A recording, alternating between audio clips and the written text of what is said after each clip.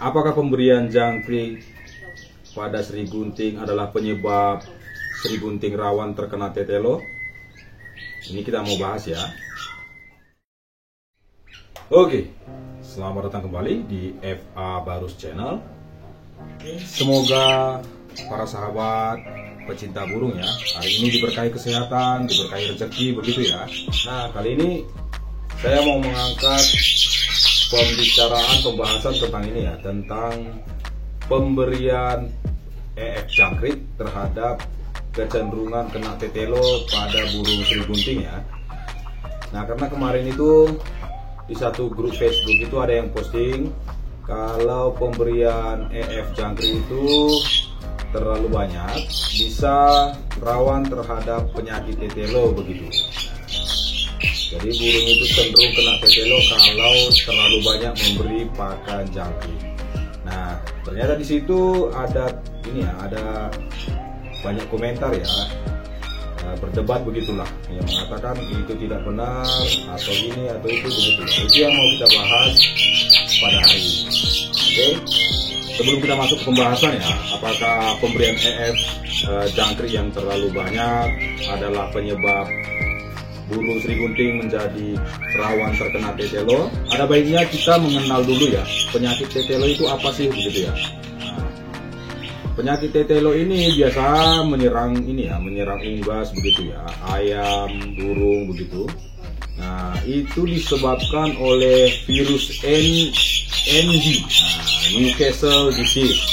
Nah, virus ini biasa menyerang sistem pernapasan, sistem saraf begitu ya, yang membuat unggas burung begitu menjadi lumpuh, loyo, susah bergerak begitu ya. Nah, dan bisa kita perhatikan dari kotorannya juga sudah mulai encer. Pokoknya burung itu sudah tidak bersemangat begitu. Dan biasanya dia sudah di posisi bawah sangkal. Nah, itu karena kondisinya yang sangat lemah. Nah, virus ini dapat menular mungkin karena kandang yang kotor, kerodong yang kotor begitu ya. Dan biasanya tetelo ini rawan terjadi pada saat pancaroba, di mana suhu, temperatur udara, kelembapannya begitu tidak stabil, yang mempengaruhi ini ya, mempengaruhi kualitas fisiknya si burung ini, yang membuat dia agak lemah begitu. Nah, pada saat itulah dia rawan terkena tetelo. Nah, menanggapi postingan teman yang di grup Facebook itu, bahwa kan katanya pemberian EF jangkrik terlalu banyak adalah penyebab si Sri Gunting ini menjadi ini ya, kena penyakit tetelo begitu ya. Kalau pendapat saya sih bukan seperti itu. Saya lebih setuju kalau si jangkrik itu adalah ini, perantara pembawa virus yang menyebabkan Sri Gunting kena tetelo seperti itu.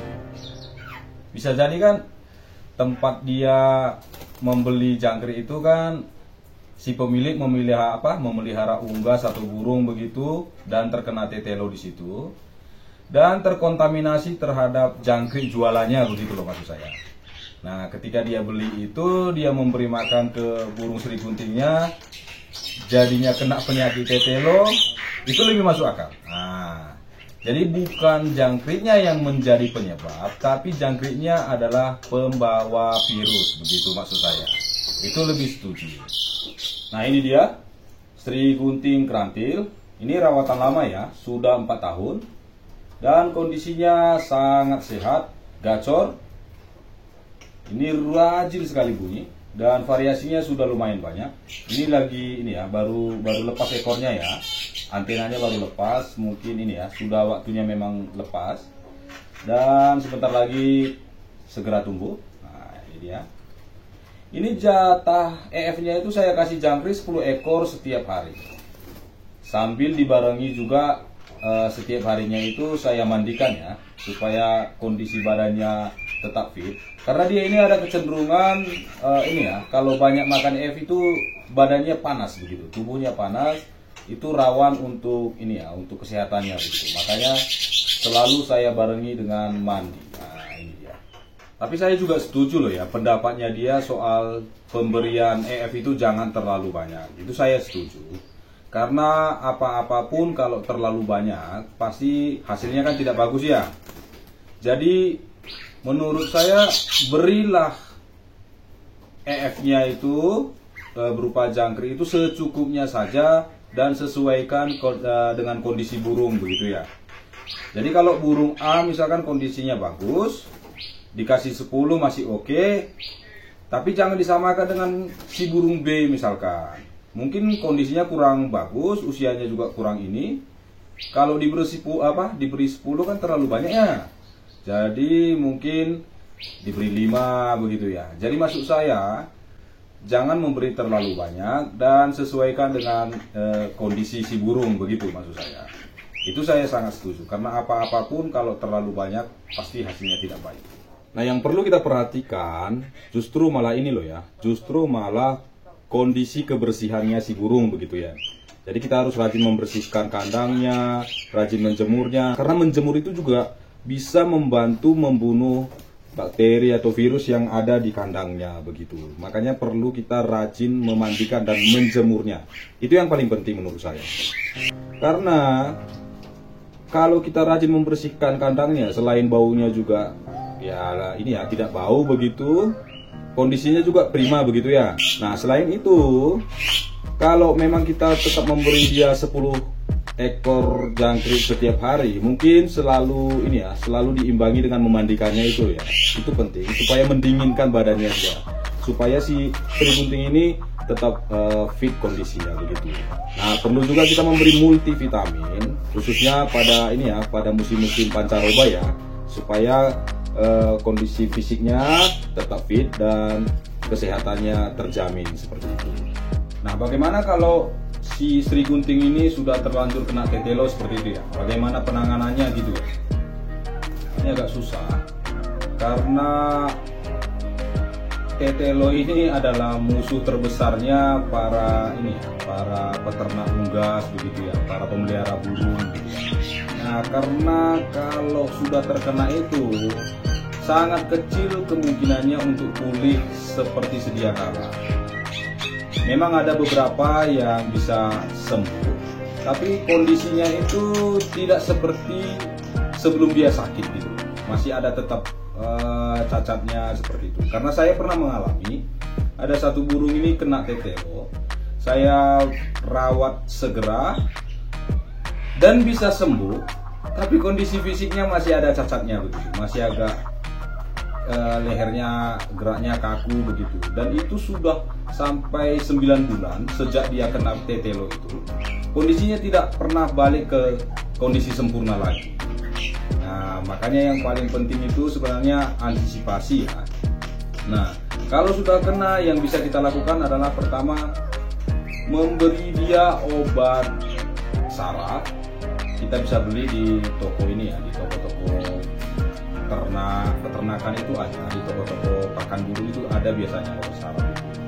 Kita beri itu, kemudian kita memberi sepotong bawang putih gitu, dimasukkan ke dalam jangkrik kemudian dilolokkan begitu. Nah, karena bawang putih ini tadi sangat banyak manfaatnya untuk melawan virus bakteri di tubuhnya. Selain itu, bawang putih itu juga akan membantu meregenerasi sel-selnya, sel-sel sarafnya begitu ya, supaya dia bisa pulih. Selain itu bisa juga pakai kencur sedikit, dimasukkan ke dalam perut jangkrik, dilolokkan ke burung Sri Gunting yang sedang sakit begitu. Itu juga bisa membantu dia cepat pulih. Dan paling utama itu multivitamin ya. Multivitamin ini yang membuat dia kondisi badannya itu kuat dan di dalam tubuhnya itu bisa melawan virus begitu. Karena itu virus loh. Nah, maka sebaiknya memang antisipasi lebih bagus daripada mengobati begitu. Nah, selain itu saya juga treatment ya terhadap jangkrik untuk pakan Sri Gunting ini. Ini jangkrik setelah saya beli saya kasihkan makan daun-daunan. Ini pakai daun sirih Cina, ada kalanya pakai daun pepaya juga. Nah, tujuannya supaya berganti isi perutnya si jangkrik ini. Kalau di peternakan mungkin dikasih, nggak tahu kita makanannya apa ya, mungkin fur atau apa begitu, atau sudah terkontaminasi apa. Makanya saya ganti dulu isi perutnya pakai daun-daunan ini. Dan kemudian kalau mau saya kasihkan makan terhadap si burung, si Sri Gunting ini, jangkriknya 10 ekor saya cuci dulu sampai bersih, baru saya kasihkan makan ke Sri Gunting ini. Begitu, itu treatmentnya. Dan itu sangat penting loh ya.